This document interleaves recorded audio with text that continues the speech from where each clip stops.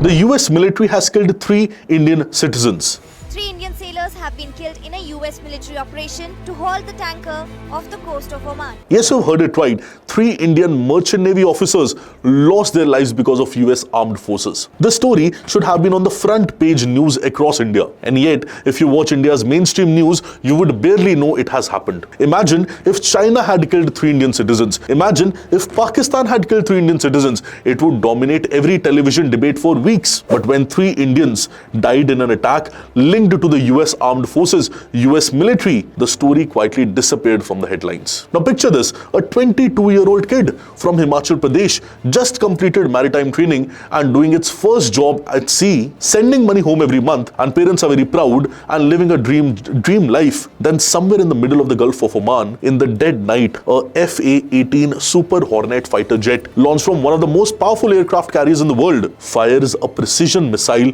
into the engine room of that ship, and that kid, named as Aditya Sharma, dies. Aditya Sharma, who was a deck cadet, who was unarmed and was on a ship which was a commercial oil tanker. It was not a warship, it was not a submarine, it was not a military vessel of any kind. And now Aditya Sharma is dead. And the country that killed him is United States of America. It is not just India's biggest trade partner, it is country which India calls at its closest strategic ally. And that is United States of America. Now this is not a story happening far away to the people you have never met. India is the second largest seafaring nation in the world. Over 320,000 Indian citizens are working as merchant sailors across the globe right now, and over 18,000 of them are deployed in Gulf region alone. Now these aren't soldiers, these aren't combatants, these are normal people like you and me. These are engineers, navigators, deckhands, cooks, ordinary working class Indians. Many of them are even sole breadwinners of their families. They're from states like Jammu and Kashmir, Goa, Kerala, Andhra Pradesh, Maharashtra, Himachal Pradesh, and right now in the Gulf of Oman,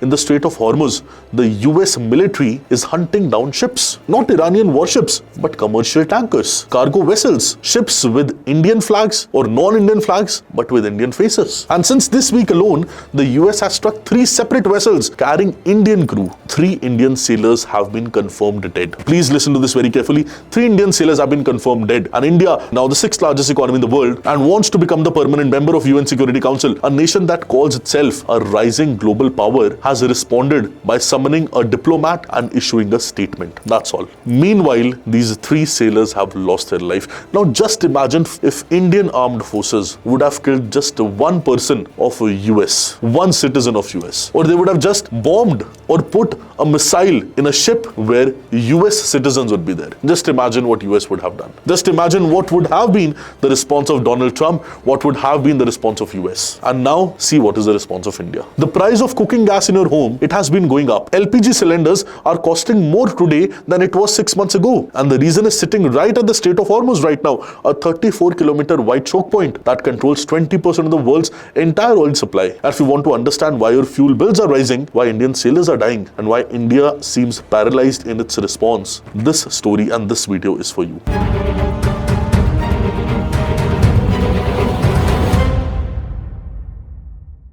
Now, to understand how we got here, you need to understand a narrow strip of water between Iran and Oman. The Strait of Hormuz. Again, a term, a strait which is very popular in the news right now. At its narrowest point, just 34 kilometers wide, just 34 kilometers. Now, it doesn't look like much on a map, but through that channel flows approximately 20% of the world's entire petroleum supply. It is very massive. Every tanker carrying Gulf oil to Japan, China, India, Europe, it passes through Hormuz. There is no alternative route. There is no pipeline that replaces it. If Hormuz closes, the global economy begins to choke. And for India specifically, this matters enormously. India consumes roughly 5.5 million barrels of crude oil every single day. A huge portion of that, particularly LPG, the cooking gas in your kitchen, comes from Middle East. India is the second largest importer of LPG in the world, and 90% of the imported gas, it comes from Middle East. Most of it transiting through Hormuz. Now on February 28th, 2026, the US and Israel launched airstrikes in Iranian military targets. The Iran war, that's what people are now calling it, now began. And Iran retaliated in a way that had been predicted for decades but had never actually happened at scale. It moved to close the Strait of Hormuz. Iranian drones, ballistic missiles,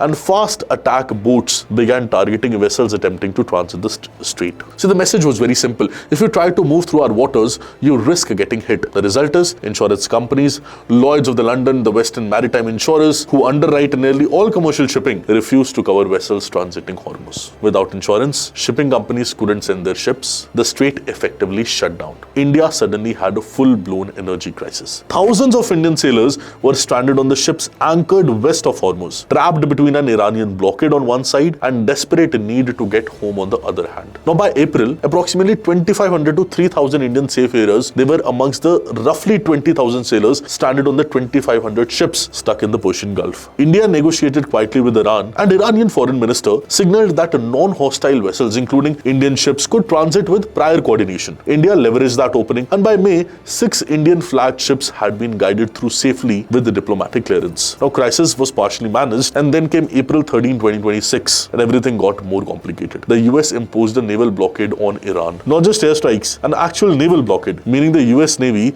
was now actively patrolling and enforcing a restriction on ships attempting to transport Iranian oil out of the region. And on May 3rd, President Donald Trump launched what he called as Operation Project Freedom, a US military campaign to forcibly reopen the strait by neutralizing Iranian threats. On one side, Iran threatening to hit anyone moving through. On the other hand, America threatening to hit anyone moving towards Iran with Iranian oil. And in the middle, thousands of Indian sailors just trying to do their job. Regular people, normal people like you and me. Now let me tell you exactly what happened this week, because the details, they matter a lot. On June 8, 2026, the Palau flagged oil tanker MT Marivix is sailing in the Gulf of Oman. It is having 24 crew members on board. All are Indian. The US intercepts it, claims that the vessel is attempting to breach the blockade by heading towards an Iranian port. US forces issue directions to stop and comply. According to CENTCOM, the US military command that covers the Middle East, the vessel failed to comply, attempted to run the blockade multiple times, and on its fourth attempt, the US forces acted. An FA-18 Super Hornet fighter jet launched from the aircraft carrier USS Abraham Lincoln fired what CENTCOM described as a precision munition into the ship's engineering and steering spaces, the engine room as we call it, the part of the ship where engineers and mechanics work. The vessel caught fire, the crew sent a desperate distress call, and here's the actual message as reported by Manoj Yadav, the General Secretary of the Forward Seamen's Union of India, who received it directly. The message said, "We have fire on board and the vessel is sinking. US Navy attack, the missile in our engine room. We have a hole at the bottom. 24 crew, all crew Indian, please help quickly." That was the message. And 24 were rescued by the Omani military. Lucky. Incredibly lucky. 2 days later, 10th of June, the Palau flagged MT Setabelo. Again, US CENTCOM says it was a non-compliant vessel attempting to transport Iranian oil in violation of the blockade. Again, precision munitions. Again, the engine room. This time, 3 people did not make it out. One of them was Aditya Sharma, the young deck cadet from Himachal Pradesh we talked about in the beginning. The remaining 21 crew members, they were rescued. The next day, June 11th, a Guinea-Bissau flagged tanker called MT Jalweer, carrying 22 Indian seafarers, was struck near the Shinas port in Oman. All evacuated safely this time. 3 attacks in 4 days, 3 Indian sailors dead. Dozens more narrowly escaping with their lives. And now here is the data point that will shock you. Both the Marivix and the Setabelo were flagged under Palau, a tiny Pacific island nation with a population of just 18,000 people. Now why does the Pacific island have ships sailing in the Gulf of Oman? Because these vessels belong to what maritime experts call the shadow fleet. Now let me explain what that means, because this is the detail most Indian media is glossing over. The shadow fleet refers to older commercial tankers, vessels that don't carry Western insurance, that sail under flags of convenience from countries like Palau, Marshall Islands or Panama rather than their actual owner's country, and that are used specifically to transport sanctioned oil, including Iranian crude, under the radar of a Western enforcement. Think of it as a black market of international shipping. These ships accept higher risk cargo for higher fees. They fly the flag of a small nation that asks no questions. Their owners are often shell companies. And here's the uncomfortable truth. Indian sailors, they join these ships in significant numbers, sometimes knowingly for higher pay, sometimes through recruitment agents who don't fully disclose the risk profile of the vessel. The pay on the shadow fleet tanker can be substantially higher than a fully insured tanker, legitimate carrier. For a working class family in Kerala or Goa, that extra money matters. And here's the number that puts all of this in context. The International Maritime Organization IMO, the UN body that governs global shipping, confirmed that the ship traffic through the Strait of Hormuz is at a near standstill right now. We're talking about 20% of the world's oil supply being disrupted, and India consumes 5.5 million barrels of crude every single day. By March 2026, the Indian government confirmed it had sourced 70% of its crude from outside Hormuz, a genuine achievement of supply diversification situation, but 30% of 5.5 million barrels per day is still an enormous gap. And the LPG situation is worse. India is currently facing what analysts are calling as its worst cooking gas crisis in decades, with the government cutting industrial LPG supplies just to protect household kitchens. And the legal dimension of all of this is fascinating and deeply troubling. After the US strikes, the Secretary General of IMO, Arsenio Dominguez, said he strongly condemns any act from any party that endangers the lives of seafarers and the safety of international shipping. This is simply unacceptable. A maritime legal expert quoted by Al Jazeera was blunt. It is certainly arguable that firing on a tanker and killing the crew goes far beyond that what is proportionate. The US is not supposed to be killing unarmed civilian merchant sailors under the laws of naval warfare. Even while enforcing a blockade, the obligation of proportionality remains. You can disable a ship, you can board it. The question being asked by international legal expert right now is, was firing a missile into an engine room while sailors were inside proportionate to the goal of enforcing a trade blockade or not? Because that is strictly a military action. You're instigating some other people. So what has India actually done? That is a question which we need to ask. You मर गए तो मर गए, क्या फर्क पड़ता है? रंग में भंग नहीं होना चाहिए साहब। G7 की मीटिंग हो रही है, फोटो ऑफ होने हैं, ये होने, बाहर में जाए फोटो। हमारे 3 घरों में मातम बन रहा है। On Wednesday night, India summoned the US Charge d'Affaires in New Delhi. That's the second most senior American diplomat in the country, since the US ambassador post was vacant. Now his name is Jason Meeks. MEA spokesperson Randir Jaiswal said that the summon was to register a protest on the attack that happened on the commercial vessel of the coast of Oman. 3 Indian nationals have died in that incident. On Friday, India summoned Jason Meeks again for the second time in 48 hours. After the third ship, MT Jalveer, was stuck. MEA Additional Secretary Nagaraj Naidu conveyed a strong protest over the continuing attack by the US naval forces on commercial vessels carrying Indian mariners. India's Directorate General of Shipping has issued an advisory asking Indian seafarers to exercise the highest degree of caution and vigilance in conflict-affected waters. And PM Modi's office said India would raise the issue of unimpeded and safe navigation through the Strait of Hormuz at the G7 summit in France, where Modi and Trump are both scheduled to attend next week. That is it. No sanctions, no threat of consequences,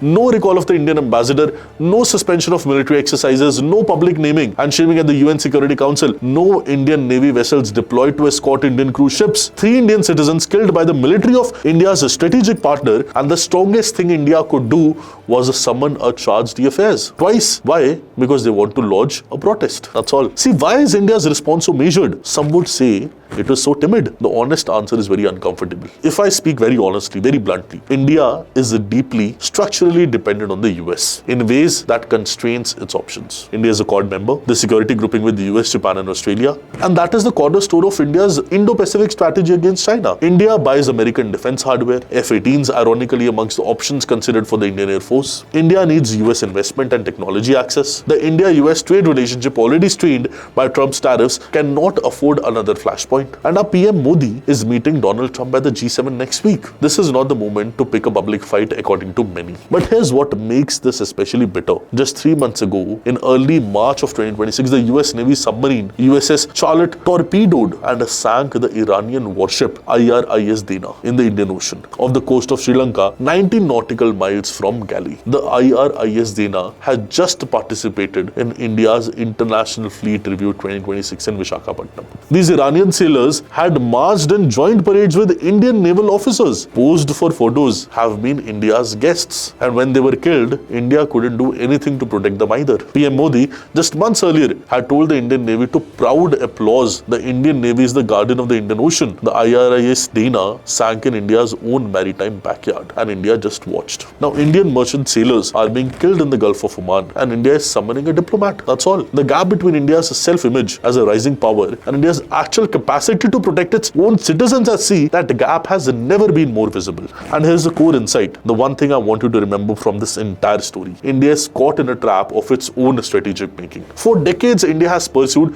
what it calls a strategic autonomy. The idea, India won't be anybody's junior partner, that India will maintain independent relationships with all the major powers. We buy Russian oil and we join Quad, we trade with China and we deploy troops on LAC, we sell software to America and we condemn American foreign policy at the UN. See, it's a delicate, sophisticated dance and stance. But strategic autonomy has a hidden cost. When everyone is your friend, no one is obligated to protect you. And when a so-called friend kills your citizens, you discover very quickly that the friendship has terms, unspoken, unequal terms. And those terms don't include your right to object loudly. India cannot sanction America. Very loud and clear. India cannot sanction America. India cannot threaten American military. India cannot even speak at the UN Security Council without American support. So India summons a diplomat twice and calls it a strong protest. Compare this to how America would respond if 3 American citizens working in a commercial vessel were killed by, say, China, were killed by Russia, or were killed by India. You wouldn't be hearing about a diplomatic summon, let me tell you. You would be hearing about sanctions, congressional hearings, and the phrase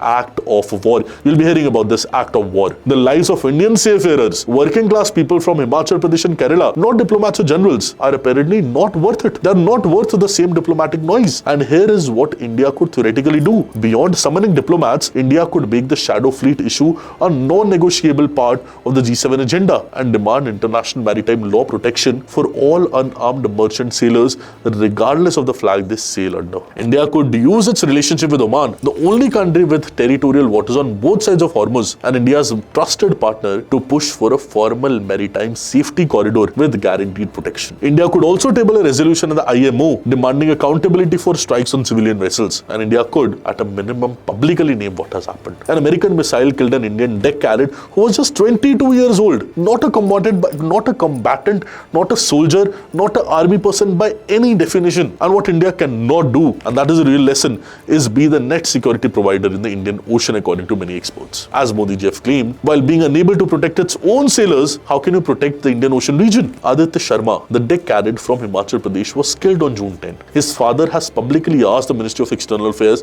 to help bring his son's remains home. That is where we are. A father asking Indian government to please get his son's body back from Gulf of Oman. अगर उसको captain को warning दी गई थी कि आगे ship को मत ले जाओ, किस कैपेसिटी से वो आगे बच्चों को ले गया, उसी शिप को आगे ले गया समुद्र में, वो हम जानना चाहते हैं। और पूरी मैं अनुराग ठाकर जी से रिक्वेस्ट करूंगा हिमाचल सरकार से भी कि इसकी पूरी इंक्वायरी की जाए और जो भी दोषी है उसे कड़ी से कड़ी सजा दी जाए। Now I want to be very careful here. The shadow fleet is real. The Indian sailors who signed up for these vessels were in some cases on ships knowingly involved in the sanctions busting. That is a legitimate complication. India's diplomatic silence isn't purely cowardice. It is partly the mathematics of geopolitical dependency, which I've explained to you earlier. These are genuinely difficult positions, and sometimes these are moral hazards. And any leader in PM Modi's place would have faced similar constraints, I'm very sure. But here is what cannot be explained away. A FA-18 fighter jet from the USS Abraham Lincoln fired a missile into a ship where human beings were working. Those human beings were Indian. They were not soldiers. They were not armed, and they are now dead. The US military called the strike as precision, and the International Maritime Organization called it unacceptable. India called it a strong protest. 3 different countries, 3 different calibrations of what an Indian life is worth. And we can very clearly say with 200% surety, those 3 mariners were innocent people. We have 320,000 Indian sailors in the oceans of the world right now. They keep global trade moving. They send remittances home. They train for years, and the only protection they have ultimately is a diplomatic note that a charge d'affaires reads and flies away. And here's the question I'll leave you with. Not about Trump, not about Iran, about us. If India cannot protect its own unarmed citizens from being killed by its own strategic ally in international waters on commercial ships doing civilian jobs, then what exactly does the phrase rising global power mean for India? And more personally, the next time a politician on a stage says India is the guardian of the Indian Ocean, ask yourself who was guarding Aditya Sharma. You'll get the answer yourself. I hope you gain a new perspective from this session. Do share this video with others so that others also get to know what is going on in the world right now. All the very best and have a beautiful day. Thank you.